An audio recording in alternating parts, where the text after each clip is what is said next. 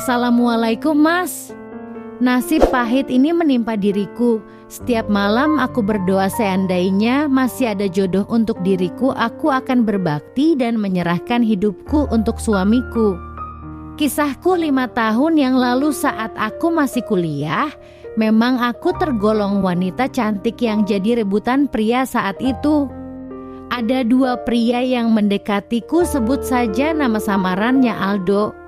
Dia mendekatiku dengan ketulusan kedewasaan dan selalu mengajarkanku tentang agama hingga selalu mengingatkanku untuk jangan pernah meninggalkan sholat 5 waktu. Namun dia berasal dari keluarga sederhana. Untuk fisik pun ya seperti pria biasa pada umumnya, sedangkan Bambang yang mendekatiku dengan kemewahan, makan di restoran, shopping, nonton bioskop, liburan. Bambang memang menyenangkan secara fisik pun memang wow karena dia rajin fitness. Hingga suatu hari aku terjebak pada pilihan antara Aldo dan si Bambang.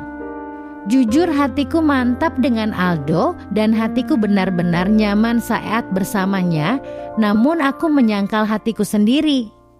Aku menggunakan logika dan memilih si Bambang karena secara ekonomi dari keluarga kaya, dan aku berpikiran keluargaku pun akan ikut menjadi kaya.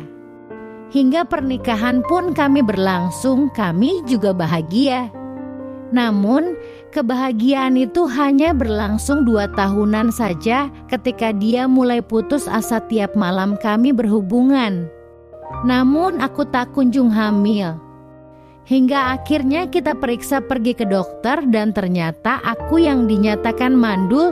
Suamiku sangat kecewa dan tidak menyangka aku yang berparas cantik dan normal ternyata mandul. Pertengkaran akhirnya sering terjadi hingga ternyata suamiku main di belakang dengan wanita lain, dan beberapa bulan setelah suamiku tahu wanita selingkuhannya hamil, dia sangat senang.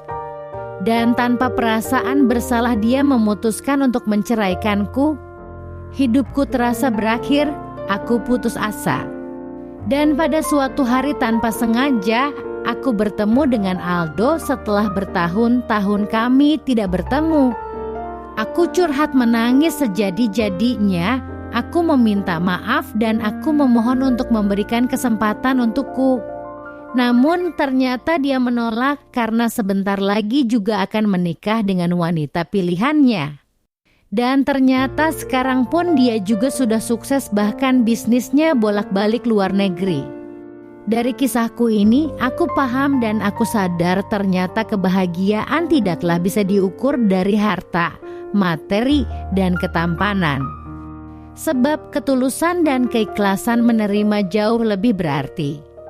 Aku hanya mengharap bila masih ada pria yang mau menerima keadaanku ini, aku sangat bersyukur dan aku akan berbakti kepada suamiku. Aku tidak mencari kriteria karena aku sendiri penuh kekurangan. Aku divonis mandul dan aku tidak tahu apakah masih ada pria yang mau menerimaku. Terima kasih Mas sudah mendengarkan curhatanku ini. Sekian, wassalamualaikum warahmatullahi wabarakatuh.